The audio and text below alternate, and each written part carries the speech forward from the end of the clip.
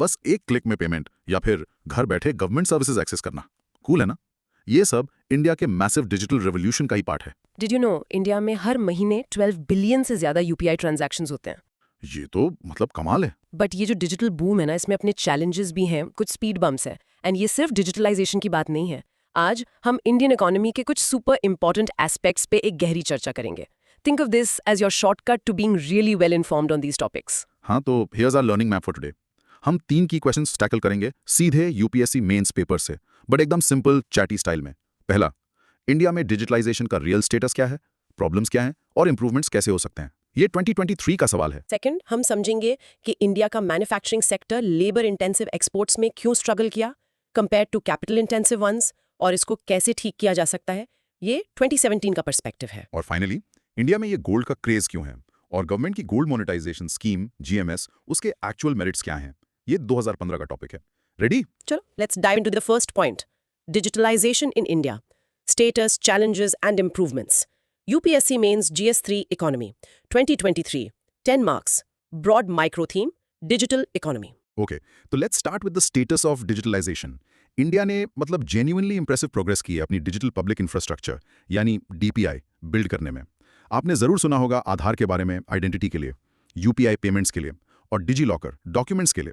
ये सब अब ग्लोबली रिकॉग्नाइज्ड एग्जांपल्स हैं सक्सेसफुल डीपीआई के। करंटली डिजिटल पार्ट इंडिया की जीडीपी में अराउंड 9% कंट्रीब्यूट करता है और टारगेट है इसे 2026 तक 20% तक पुश करने का। दैट्स अ सिग्निफिकेंट जंप, है ना? हाँ, और रियल लाइफ एग्जांपल्स देखें तो यूपीआई तो ब्लॉकबस्टर सक्सेस है। हर महीने 12 बिलियन से ज्यादा ट्रांजैक्शंस हैंडल कर रहा है। और पैंडेमिक के टाइम कोविन प्लेटफॉर्म याद है, another solid DPI example. Nation wide vaccinations manage किया जिसने। फिर आता है ई गवर्नेंस इनिशिएटिव्स जैसे डिजिटल इंडिया, भारत नेट, जो विलेजेस को ब्रॉडबैंड से कनेक्ट कर रहा है। और उमंग ऐप, इसने गवर्नमेंट सर्विसेज तक एक्सेस को सीरियसली स्पीड अप किया है। और हमारे पास 4.5 लाख से ज्यादा कॉमन सर्विस सेंटर्स हैं जो डिजिटल कियोस्क्स की तरह एक्ट कर रहे हैं, स्पेशली रूरल एरियाज में लोगों की हेल्प कर रहे हैं। इसने 50 करोड़ से ज्यादा लोगों को फॉर्मल बैंकिंग सिस्टम से जोड़ा है।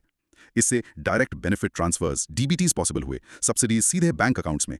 इमेजिन करो, इससे मिडलमैन हट गए और गवर्नमेंट को 2.25 लाख करोड़ से ज्यादा की सेविंग्स हुई, पैसा सीधा अकाउंट में। Plus government actively emerging tech जैसे artificial intelligence, AI, internet of things और ब्लॉकचेन को प्रमोट कर रही है। ओएनडीसी के बारे में सुना है? Open network for digital commerce.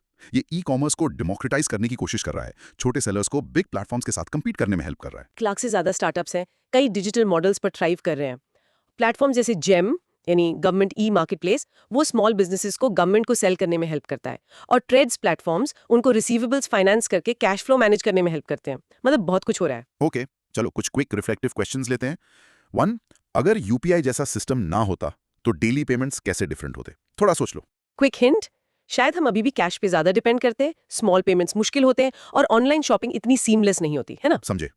2, jam Trinity ने गरीब लोगों की लाइफ में क्या स्पेसिफिक पॉजिटिव चेंज लाया होगा? इमेजिन करो जरा। क्विक हिंट, डायरेक्ट सब्सिडीज, मतलब नो लीकेजेस, फंड्स तक फास्टर एक्सेस और increased financial security and dignity.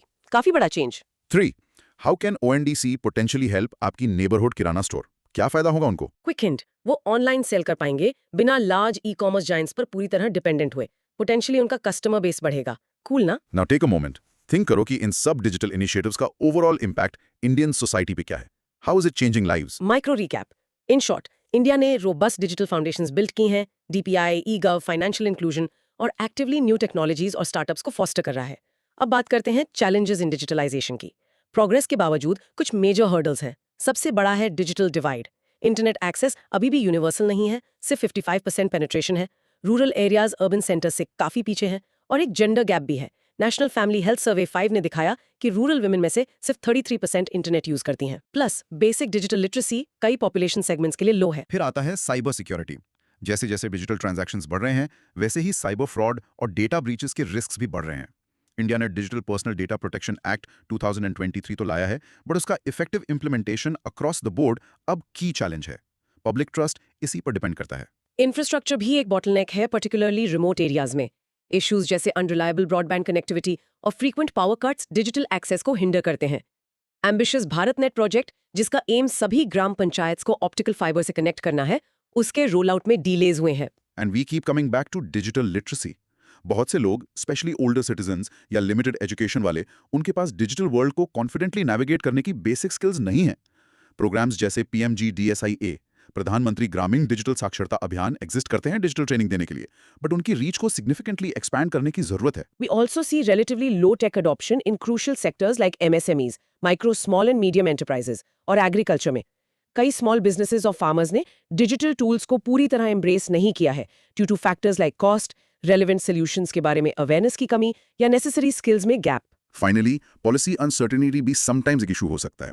Areas जैसे ई-कॉमर्स या ऑनलाइन गेमिंग के रेगुलेशंस में फ्रीक्वेंट चेंजेस इन्वेस्टर्स और बिजनेसेस के लिए अनप्रिडिक्टेबिलिटी क्रिएट कर सकते हैं, जो लॉन्ग टर्म प्लानिंग कर रहे हैं। Stability is important. ओके, चलो इन चैलेंजेस पर रिफ्लेक्ट करते हैं। 1. डिजिटल डिवाइड का सबसे बड़ा नेगेटिव इम्पैक्ट किस पर होता है और क्यों?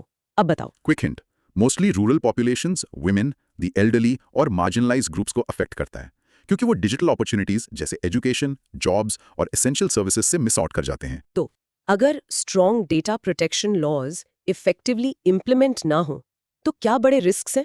सोचो जरा।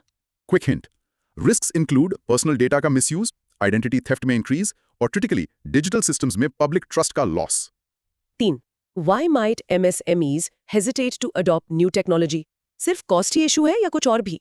क्विक हिंट, कॉस्ट के अलावा बेनिफिट्स की अवेयरनेस की कमी, स्किल्ड स्टाफ की शॉर्टेज और उनकी स्पेसिफिक नीड्स के लिए टेलर टेक सॉल्यूशंस का ना होना भी मेजर बैरियर्स हैं। Pause here. थिंक करो कि ये इंटरकनेक्टेड चैलेंजेस इंडिया की ओवरऑल इकोनॉमिक ग्रोथ पोटेंशियल को कैसे स्लो डाउन कर सकते हैं। Micro recap. इन शॉर्ट, की digitalisation challenges include the digital divide, access and literacy, cybersecurity threats, infrastructure gaps, slow tech adoption in key sectors, और policy instability. तो suggestions for improvement क्या है? हमें एक मल्टी प्रोंग्ड अप्रोच चाहिए। First, infrastructure. Bharat net project को accelerate करना होगा, शायद ज़्यादा पब्लिक प्राइवेट पार्टनरशिप्स यूज करके। बहुत रिमोट एरियाज के लिए सैटेलाइट इंटरनेट प्रोवाइडर्स जैसे स्टारलिंक या OneWeb को एक्टिवली इंकरेज करना होगा। कनेक्ट करना है सबको। Second, cyber security. नया डेटा प्रोटेक्शन बोर्ड जल्दी से फुली फंक्शनल होना चाहिए। हमें wide spread cyber hygiene awareness campaigns की भी जरूरत है। सोचो सेफ ऑनलाइन प्रैक्टिसेस पर सिंपल टिप्स, वो भी लोकल लैंग्वेजेस में डिलीवर हो ताकि सब समझें। Third, digital literacy. हमें डिजिटल लिटरेसी प्रोग्राम्स को मैसिवली स्केल अप करना होगा, उन्हें स्कूल करिकुलम्स में इंटीग्रेट करना होगा, पंचायत और NGOs को लेवरेज करना होगा, इंश्योर करना होगा कि digital skills national skilling missions जैसे PM-KVY, प्रधानमंत्री कौशल विकास योजना और स्किल इंडिया का कोर कंपोनेंट हो। Fourth, MSME and agriculture support. Technology adoption के लिए टारगेटेड इंसेंटिव्स प्रोवाइड करने होंगे, मे बी सब्सिडाइज्ड सॉफ्टवेयर या एक्सपर्ट एडवाइस तक एक्सेस। AI और IoT सॉल्यूशंस को एग्रीकल्चर में इंटीग्रेट करना होगा, ट्रस्टेड नेटवर्क्स जैसे कृषि विज्ञान केंद्र KVKs के through. Fifth, regulation. Clear, stable और प्रिडिक्टेबल टेक्नोलॉजी पॉलिसीज के लिए स्ट्राइव करना होगा। शायद proposed comprehensive digital India act को इंप्लीमेंट करना होगा। एरियाज जैसे फिनटेक और AI में इनोवेशंस के लिए regulatory sandboxes, safe testing environments create करने होंगे, जिससे companies excessive initial regulatory burden के बिना एक्सपेरिमेंट कर सकें। And finally, regional content. Government portals, apps और डिजिटल लिटरेसी मटेरियल्स को मल्टीपल इंडियन लैंग्वेजेस में वाइडली अवेलेबल कराना होगा। Accessibility matters. Let's reflect one last time इस टॉपिक पर। 1. सैटेलाइट इंटरनेट रिमोट एरियाज के लिए गेम चेंजर कैसे हो सकता है? क्या इंपैक्ट होगा? क्विक हिंट, ये वहाँ हाई स्पीड इंटरनेट प्रोवाइड कर सकता है जहाँ फाइबर केबल्स बिछाना डिफिकल्ट या इम्पॉसिबल है। ट्रूली अनकनेक्टेड को कनेक्ट करके अपॉर्चुनिटीज ओपन अप कर सकता है। 2. डिजिटल लिटरेसी प्रोग्राम्स को स्कूल्स में इंटीग्रेट करने का क्या लॉन्ग टर्म बेनिफिट होगा? फ्यूचर के लिए सोचो। Quick hint, future generations digitally native और स्किल्ड होंगी, वर्कफोर्स ज्यादा कंपेटिटिव बनेगी, इनोवेशन बूस्ट होगा और टाइम के साथ डिजिटल डिवाइड कम होगा। 3. How do regulatory sandboxes actually help innovation? उनका रोल क्या है? क्विक हिंट, वो कंपनीज को new products, services controlled environment में रिलैक्स्ड रेगुलेशंस के साथ टेस्ट करने देते हैं, फेलियर का डर कम करते हैं और फास्टर इनोवेशन साइकिल्स इनकरेज करते हैं। पॉज एंड इमेजिन, एक ऐसा इंडिया जहां हर सिटीजन ट्रूली डिजिटली एम्पावर्ड हो। What would that future look like? Think. Micro recap. In short, improvements के लिए infrastructure expansion, robust cyber security, universal digital literacy, MSMEs, agri के लिए टारगेटेड सपोर्ट, स्टेबल रेगुलेशंस और multilingual content पर focus करना होगा। तो ये थी बात डिजिटाइजेशन की। सो फार हमने इंडिया का डिजिटल लैंडस्केप देखा, उसके प्लस पॉइंट्स और चैलेंजेस। अब हम नेक्स्ट पॉइंट देखते हैं, इंडिया के मैन्युफैक्चरिंग एक्सपोर्ट्स का angle. Manufacturing exports, the labour versus capital intensity issue. UPSC mains GS3 economy 2017 10 marks. Broad micro theme, manufacturing and export strategy. Let's shift gears. ये question हमसे पूछता है कि इंडिया का manufacturing sector labour intensive exports को push करने में क्यों फेल हुआ और कैपिटल इंटेंसिव पर ज्यादा फोकस क्यों रहा, और फिर सजेस्ट करना है कि ज्यादा लेबर इंटेंसिव एक्सपोर्ट्स को कैसे प्रमोट करें। Okay, first, reasons for failure of labour intensive exports. India में लेबर अबंडेंट है ना? तो लॉजिकली हमें उन गुड्स को एक्सपोर्ट करने में एक्सेल करना चाहिए था जिनमें बनाने में ज्यादा लोग लगते हैं। सोचो, textiles, garments, leather goods, toys. But data एक डिफरेंट ट्रेंड दिखाता है। मिड 90s और रिसेंट ईयर्स के बीच इंडिया ने अपनी एक्सपोर्ट बास्केट में hundreds of new products add तो किए, लेकिन ग्रोथ का एक बड़ा चंक कैपिटल इंटेंसिव गुड्स से आया। चीजें जैसे इंजीनियरिंग प्रोडक्ट्स, फार्मास्यूटिकल्स, केमिकल्स, जो लार्ज नंबर्स ऑफ वर्कर्स के बजाय मशीनरी और टेक्नोलॉजी पर ज्यादा रिलाई करती हैं। ऐसा क्यों हुआ? सेवरल स्ट्रक्चरल चैलेंजेस हैं इसमें। एक मेजर है लो लेबर प्रोडक्टिविटी। अगर वर्कर्स ग्लोबल कॉम्पिटिटर्स के मुकाबले पर और उतना आउटपुट नहीं दे रहे हैं तो लेबर इंटेंसिव गुड्स एक्सपेंसिव और लेस कॉम्पिटिटिव हो जाते हैं। 2022 का data actually overall labour productivity में डिक्लाइन दिखा रहा था ईयर ऑन ईयर। इससे कनेक्टेड है स्किल मिसमैच। इवन इफ हमारे पास वर्कर्स हैं, क्या उनके पास मॉडर्न मैन्युफैक्चरिंग के लिए राइट स्किल्स हैं? FY23 का डेटा इंडिकेट कर रहा था कि सेवरल मैन्युफैक्चरिंग इंडस्ट्रीज में लेबर प्रोडक्टिविटी डिक्लाइन हुई, जो अवेलेबल स्किल्स और नीडेड स्किल्स के बीच गैप सजेस्ट करता है। फिर इन्वेस्टमेंट पैटर्न्स में एक पोटेंशियल कैपिटल बायस है। Foreign direct investment FDI manufacturing में सिग्निफिकेंटली इंक्रीज तो हुआ 2014-2024 के बीच 69% अप, लेकिन इस इन्वेस्टमेंट का ज्यादातर हिस्सा उन सेक्टर्स में गया हो सकता है जो इनहेरेंटली ज्यादा कैपिटल इंटेंसिव है, शायद हायर परसीव्ड रिटर्न्स या टेक्नोलॉजिकल फोकस की वजह से, बजाय उन सेक्टर्स के जो मास एम्प्लॉयमेंट जनरेट कर सकते थे। पॉलिसी एंड रेगुलेटरी इश्यूज ने भी पार्ट प्ले किया है। हिस्टोरिकली इंडिया के कॉम्प्लेक्स लेबर लॉज को एक हर्डल माना जाता था। कंप्लायंस कॉस्ट और रिजिडिटी बढ़ाते थे, पर्टिकुलरली लेबर इंटेंसिव इंडस्ट्रीज के लिए जिन्हें फ्लेक्सिबिलिटी चाहिए। रिफॉर्म्स चल रहे हैं पर लेगेसी इफेक्ट बना हुआ है। ऑल्सो शायद लिमिटेड और ineffectively targeted export incentives. Competitor nations जैसे वियतनाम या बांग्लादेश, जिन्होंने अग्रेसिवली अपने गारमेंट सेक्टर्स को प्रमोट किया, उनके कंपैरिजन में इंडिया के support mechanisms specific labour intensive export sectors के लिए उतने फोकस्ड या इम्पैक्टफुल नहीं रहे होंगे। और इंफ्रास्ट्रक्चर बॉटलनेक्स को मत भूलो। High logistic costs, transport, ports, warehousing, goods की फाइनल प्राइस में ऐड होते हैं। ये पर्टिकुलरली लेबर इंटेंसिव प्रोडक्ट्स को हर्ट करता है, जहां प्राइस कॉम्पिटिटिवनेस क्रूशियल है। Let's pause for thought here. 1. Labour productivity कम होने का प्रैक्टिकल मतलब क्या है एक फैक्ट्री ओनर के लिए? थोड़ा सोच लो। क्विक हिंट, मतलब higher production cost per unit, जिससे इंटरनेशनल मार्केट्स में प्राइस पर compete करना हार्डर हो जाता है, पोटेंशियली लोअर ऑर्डर्स और प्रॉफिट्स हो सकते हैं। 2. अगर FDI mostly capital intensive sectors में जा रहा है तो इसका जॉब क्रिएशन पर क्या इंपैक्ट पड़ता है? बताओ। Quick hint, capital intensive sectors workers के रिलेटिव में ज्यादा मशीन्स यूज करते हैं, तो वो लेबर इंटेंसिव सेक्टर्स के मुकाबले पर यूनिट ऑफ इन्वेस्टमेंट उतने जॉब्स क्रिएट नहीं करते। समझे?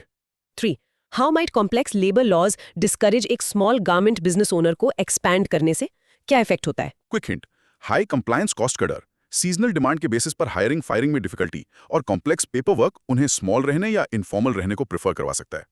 टेक अ मोमेंट, थिंक करो कि लेबर इंटेंसिव एक्सपोर्ट्स को प्रमोट करना इंडिया जैसी पॉपुलस कंट्री के लिए पर्टिकुलरली इंपॉर्टेंट क्यों माना जाता है? Micro recap. In short, India का लेबर इंटेंसिव एक्सपोर्ट्स के साथ struggle low productivity, skill gaps, capital की तरफ investment bias, complex regulations, potentially insufficient incentives और इंफ्रास्ट्रक्चर हर्डल्स से स्टेम करता है। So what are the measures to promote labor intensive exports? हमें एक स्ट्रेटेजिक पुश चाहिए। पॉलिसी रिफॉर्म्स एसेंशियल हैं। गवर्नमेंट की प्रोडक्शन लिंक्ड इंसेंटिव स्कीम्स जो कंपनीज को प्रोडक्शन बढ़ाने पर रिवॉर्ड करती हैं, उन्हें स्पेसिफिकली डिजाइन या फाइन ट्यून करना चाहिए ताकि वो एम्प्लॉयमेंट जनरेटिंग सेक्टर्स जैसे टेक्सटाइल्स, अपैरल, लेदर, फुटवेयर और फूड प्रोसेसिंग को स्ट्रांगली फेवर करें। सिंप्लीफाइंग लेबर लॉज क्रूशियल है। 4 न्यू लेबर कोड्स को इफेक्टिवली इंप्लीमेंट करने से रेगुलेशन स्ट्रीमलाइन होंगे, कंप्लायंस बर्डन कम होगा और बिजनेसेस को ज्यादा फ्लेक्सिबिलिटी मिलेगी, जो पर्टिकुलरली लेबर इंटेंसिव ऑपरेशंस को बेनिफिट कर सकती है। लेबर इंटेंसिव मैन्युफैक्चरिंग पर solely focused dedicated special economic zones SEZs create करना एक और पावरफुल टूल हो सकता है। इमेजिन करो जोन्स जो स्पेसिफिकली डिजाइन किए गए हों इंफ्रास्ट्रक्चर और पॉलिसीज के साथ, से large scale garment manufacturing hubs के लिए। फाइनेंशियल सपोर्ट भी मैटर करता है। इसमें इन सेक्टर्स के एक्सपोर्टर्स के लिए सब्सिडाइज्ड क्रेडिट या वर्किंग कैपिटल फाइनेंस तक ईजियर एक्सेस प्रोवाइड करना इंक्लूड हो सकता है। Targeted labour intensive export industries में न्यू इन्वेस्टमेंट्स के लिए स्पेसिफिक टैक्स इंसेंटिव्स या टेम्पररी टैक्स हॉलिडेज ऑफर करना भी बिजनेसेस को अट्रैक्ट कर सकता है। अपैरल, लेदर, हैंडीक्राफ्ट्स जैसे एरियाज के लिए sector specific export promotion councils को स्ट्रेंथन करना इन इंडस्ट्रीज को मार्केट एक्सेस, ब्रांडिंग और स्पेसिफिक ग्लोबल चैलेंजेस टैकल करने में हेल्प कर सकता है। एंड फंडामेंटली हमें स्किल डेवलपमेंट पर कंटिन्यूअस फोकस चाहिए। स्किल इंडिया मिशन को मैन्युफैक्चरिंग सेक्टर की एक्चुअल नीड्स के साथ क्लोजली अलाइन करने की जरूरत है, प्रोडक्टिविटी और क्वालिटी इंप्रूव करने के लिए। Stronger industry academia linkages vital हैं, इंश्योर करने के लिए कि training programmes job ready graduates produce करें। कंपनीज के अंदर on the job training promote करना, perhaps गवर्नमेंट इंसेंटिव से सपोर्टेड, प्रैक्टिकल स्किल एनहांसमेंट के लिए भी बहुत इफेक्टिव हो सकता है। चलो इन पोटेंशियल सॉल्यूशंस पे रिफ्लेक्ट करते हैं। 1. How can a PLI scheme specifically boost एक लेबर इंटेंसिव सेक्टर जैसे टॉय मैन्युफैक्चरिंग? क्या मैकेनिज्म होगा? Quick hint, increased sales production के बेसिस पर फाइनेंशियल रिवॉर्ड्स ऑफर करके ये कंपनीज को स्केल अप करने के लिए एनकरेज करती है, जो टॉय मेकिंग में अक्सर मतलब होता है ज्यादा वर्कर्स हायर करना। 2. लेबर लॉज को स्ट्रीमलाइन करने का प्रैक्टिकल मतलब क्या है बिजनेस के लिए? असल मतलब क्या है? क्विक हिंट, मतलब simpler rules, fewer forms, easier compliance procedures, जिससे बिजनेसेस का टाइम और पैसा बचता है और एक्सीडेंटल नॉन कंप्लायंस का डर कम होता है। 3. Why is linking skill development programs directly industry needs से इतना important? क्यों जरूरी है ये लिंक? क्विक हिंट, इंश्योर करने के लिए कि जो स्किल्स सिखाई जा रही हैं वो एक्चुअली वही स्किल्स हैं जो एम्प्लॉयर्स ढूंढ रहे हैं, जिससे ट्रेनीज ज्यादा एम्प्लॉयबल बनते हैं और स्किल्स गैप कम होता है। Pause and think. क्या आप एक स्पेसिफिक प्रोडक्ट का नाम बता सकते हैं जहां India potentially labour intensive exports में ग्लोबल लीडर बन सकता है? Think. Micro recap, in short labour intensive exports को बूस्ट करने के लिए targeted policies, PLI, SEZs, financial support, simplified labour laws, dedicated export promotion और इंडस्ट्री नीड्स से अलाइंड फोकस्ड स्किल डेवलपमेंट चाहिए। So that covers the manufacturing export angle. अब हम बात करते हैं एक थर्ड इंपॉर्टेंट इकोनॉमिक इशू की, इंडिया का गोल्ड ऑब्सेशन और the gold monetisation scheme. Gold monetisation scheme GMS, merits and context, UPSC mains GS3, economy 12.5 marks, broad micro theme, resource management and balance of payments. Alright, हमारा final question आज के लिए India के craze for gold से deal करता है। ये high demand huge gold imports की तरफ लीड करती है, हमारे बैलेंस ऑफ पेमेंट्स और रुपए की वैल्यू पर प्रेशर डालती है। इस कॉन्टेक्स्ट में हमें गोल्ड मोनेटाइजेशन स्कीम GMS के मेरिट्स एग्जामिन करने हैं। First, let's understand the context and need for GMS। Gold India में इमेंस कल्चरल और सोशल सिग्निफिकेंस रखता है। ये सिर्फ ज्वेलरी नहीं है, ये सेविंग्स है, सिक्योरिटी है, ट्रेडिशन है। इससे मैसिव डिमांड होती है। इंडिया दुनिया के लार्जेस्ट गोल्ड कंज्यूमर्स और इंपोर्टर्स में से एक है। जस्ट इमेजिन 2023 में गोल्ड इंपोर्ट्स अराउंड $45 बिलियन के थे। 2024 में इंपोर्ट्स 724 टन्स तक पहुंच गए।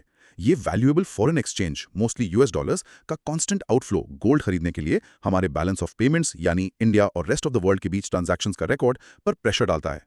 स्पेसिफिकली ये करंट अकाउंट डेफिसिट यानी CAD को वाइडन करता है, जो रुपये की एक्सटर्नल वैल्यू को वीकन कर सकता है। इसे ऐसे सोचो, गोल्ड इंपोर्ट करने में खर्च हुए डॉलर्स पोटेंशियली एसेंशियल गुड्स जैसे ऑयल, फैक्ट्रीज के लिए मशीनरी इंपोर्ट करने या डेवलपमेंट प्रोजेक्ट्स फंड करने में यूज हो सकते थे। तो गवर्नमेंट ने 2015 में GMS लॉन्च किया ताकि इंडिया के अंदर ऑलरेडी मौजूद वास्ट अमाउंट ऑफ गोल्ड को टैप किया जा सके, जो हाउस होल्ड्स और टेम्पल ट्रस्ट्स में आइडल पड़ा है। आइडिया है इस आइडल गोल्ड को फॉर्मल फाइनेंशियल सिस्टम में लाना और उसे productive banana. Now let's examine the merits of the gold monetization scheme. Potential positives क्या है? इकोनॉमिक बेनिफिट्स पर्सपेक्टिव से देखें तो प्राइमरी गोल है रिड्यूस्ड इंपोर्ट डिपेंडेंसी। अगर लोग अपना एग्जिस्टिंग गोल्ड GMS के अंदर डिपॉजिट करते हैं तो थ्योरेटिकली फ्रेश गोल्ड इंपोर्ट करने की नीड कम हो जाती है। रीसेंट डेटा के अनुसार अराउंड 31,164 kg गोल्ड मोबिलाइज हुआ है। हालांकि ये टोटल एस्टिमेटेड होल्डिंग्स के कंपैरिजन में छोटा है, पर ये एक स्टार्ट है। हर किलो डोमेस्टिकली मोबिलाइज हुआ गोल्ड पोटेंशियली फॉरेन एक्सचेंज बचाता है। डिपॉजिटर्स के लिए एक डायरेक्ट बेनिफिट है, अपने गोल्ड पर इंटरेस्ट अर्न करने का चांस। लॉकर में पड़े रहने के बजाय डिपॉजिटेड गोल्ड इंटरेस्ट अर्न कर सकता है, टिपिकली 0.5% से 2.5% डिपेंडिंग ऑन टेन्योर। एक अदरवाइज अनप्रोडक्टिव एसेट से इनकम स्ट्रीम प्रोवाइड करता है। गोल्ड बैंक के पास सेफ भी रहता है। ये स्कीम बैंकिंग सेक्टर सपोर्ट भी प्रोवाइड करती है। गोल्ड डिपॉजिट्स एक्सेप्ट करने वाले बैंक्स इस गोल्ड को जूलर्स को लेंड कर सकते हैं। ये जूलर्स को गोल्ड का डोमेस्टिक सोर्स प्रोवाइड करता है, पोटेंशियली उनकी इंपोर्ट्स पर डिपेंडेंसी कम करता है और उनकी वर्किंग कैपिटल कॉस्ट लोअर करता है। Broader balance of payments impact को देखें तो गोल्ड इंपोर्ट्स कम करने से डायरेक्टली फॉरेन एक्सचेंज कंजर्वेशन होता है। डॉलर्स की डिमांड कम होने से इंडिया के फॉरेक्स रिजर्व्स प्रोटेक्ट होते हैं। ये CAD मैनेज करने में हेल्प करके करंट अकाउंट स्टेबिलिटी में कंट्रीब्यूट करता है। कॉन्सिक्वेंटली ये रूपी पर डाउनवर्ड प्रेशर कम करके एक्सचेंज रेट सपोर्ट प्रोवाइड करता है। इंक्रीज करके मोबिलाइज गोल्ड को बैंक्स द्वारा लेंड करने से ये पोटेंशियली प्राइस स्टेबिलिटी में कंट्रीब्यूट कर सकता है by moderating sharp price increases driven purely by import constraints. चलो इन मेरिट्स पर रिफ्लेक्ट करते हैं। 1. घर में रखे गोल्ड पर इंटरेस्ट मिलना ये लोगों के लिए अट्रैक्टिव क्यों होना चाहिए? क्या अपील है इसमें? क्विक हिंट, ये एक नॉन अर्निंग एसेट को इनकम सोर्स में बदलता है, चाहे कितना भी छोटा हो। प्लस घर पर रखने के मुकाबले सिक्योर स्टोरेज ऑफर करता है। It's making your asset work for you, समझे? 2. रिड्यूसिंग गोल्ड इंपोर्ट्स कंट्री की इकोनॉमी के लिए सिंगल बिगेस्ट एडवांटेज क्या है? देश को क्या फायदा है? Quick hint, precious foreign exchange reserves बचाना, जो इकोनॉमी के एक्सटर्नल शॉक्स के प्रति रिजिलियंस को स्ट्रेंथन करता है और रुपी को स्टेबलाइज करता है। 3. How exactly does this scheme help jewellers? उनके लिए क्या बेनिफिट है? क्विक हिंट, ये उन्हें बैंक से लोन्स के रूप में डोमेस्टिकली गोल्ड तक इजियर एक्सेस प्रोवाइड करता है, उनकी इंपोर्ट डिपेंडेंसी कम करता है और पोटेंशियली उनकी बोरोइंग कॉस्ट लोअर करता है। पॉज हियर, थिंक करो उस डीप कल्चरल अटैचमेंट के बारे में जो इंडियंस को गोल्ड ज्वेलरी से है, जो अक्सर जनरेशन से पास डाउन होती है। कितना बड़ा चैलेंज है लोगों को कन्विंस करना कि वो इन इमोशनली वैल्यूएबल आइटम्स को बैंक में डिपॉजिट करें, even if temporary. Micro recap.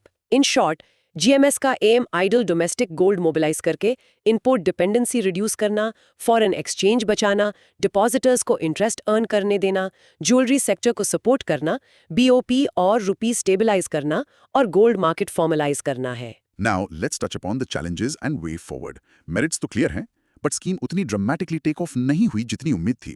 सबसे बड़ा चैलेंज है लिमिटेड पार्टिसिपेशन। एस्टिमेट सजेस्ट करते हैं कि इंडियन हाउसहोल्ड्स हजारों टन्स गोल्ड होल्ड करते हैं।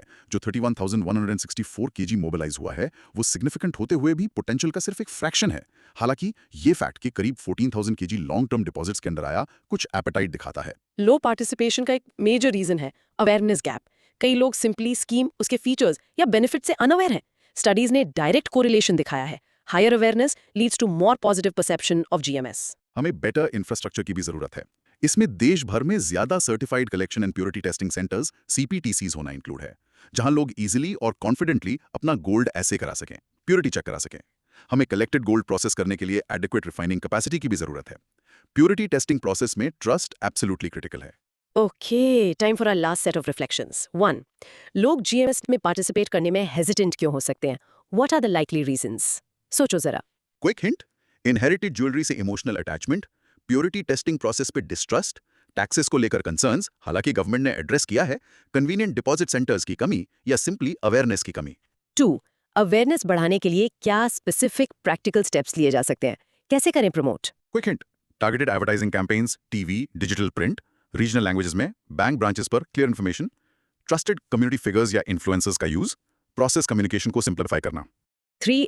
अगर जीएमएस बिकम्स ह्यूजली सक्सेसफुल तो इंडियन इकोनॉमी पर बिगेस्ट पॉजिटिव इम्पैक्ट क्या होगा? सबसे बड़ा फायदा क्या होगा? क्विक हिंट, इंडिया के करंट अकाउंट डेफिसिट या कैड में सिग्निफिकेंट स्ट्रक्चरल रिडक्शन और इंडियन रुपी के लिए फॉरेन करेंसीज के अगेंस्ट बहुत ज्यादा स्टेबिलिटी। फाइनल पॉज, थिंक करो कि टेक्नोलॉजी पोटेंशियली जीएमएस के कुछ चैलेंजेस ओवरकम करने में कैसे हेल्प कर सकती है, जैसे टेस्टिंग प्रोसेस में ट्रांसपेरेंसी इंप्रूव करना या डिपॉजिट्स ईजियर बनाना।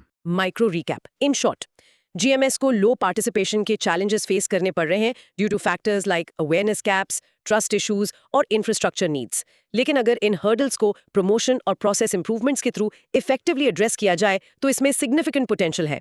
रिकैप। ओके दोस्त, चलो क्विकली रिकैप करते हैं उन 3 बिग इकोनॉमिक थीम्स को जो हमने आज एक्सप्लोर की based on those UPSC questions. Digitalisation in India 2023, हमने इंडिया का स्ट्रॉन्ग डिजिटल पब्लिक इंफ्रास्ट्रक्चर जैसे यूपीआई, आधार, कोविन देखा जो फाइनेंशियल इंक्लूजन और ई गवर्नेंस ड्राइव कर रहा है। बट चैलेंजेस जैसे digital divide, access and literacy, cyber security risks और पैची इंफ्रास्ट्रक्चर पर फोकस चाहिए। इंप्रूवमेंट्स कनेक्टिविटी बूस्ट करने, भारत नेट, सैटेलाइट, सबके लिए डिजिटल लिटरेसी एनहांस करने, साइबर सिक्योरिटी स्ट्रेंथन करने, एमएसएमईज, एग्री में टेक अडॉप्शन प्रमोट करने, स्टेबल पॉलिसीज इंश्योर करने और मल्टीलिंगुअल कंटेंट ऑफर करने में है। मैन्युफैक्चरिंग एक्सपोर्ट स्ट्रेटजी 2017, हमने एग्जामिन किया कि इंडिया अबंडेंट लेबर के बावजूद कैपिटल इंटेंसिव एक्सपोर्ट्स की तरफ क्यों झुका। रीजंस थे low labour productivity, skill gaps, investment bias, complex labour laws historically और infrastructure bottlenecks.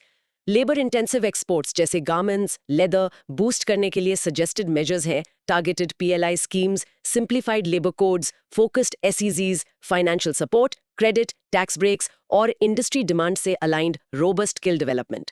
Gold monetisation scheme 2015, हमने समझा कि इंडिया का huge gold import bill balance of payments और रुपी पर प्रेशर डालता है।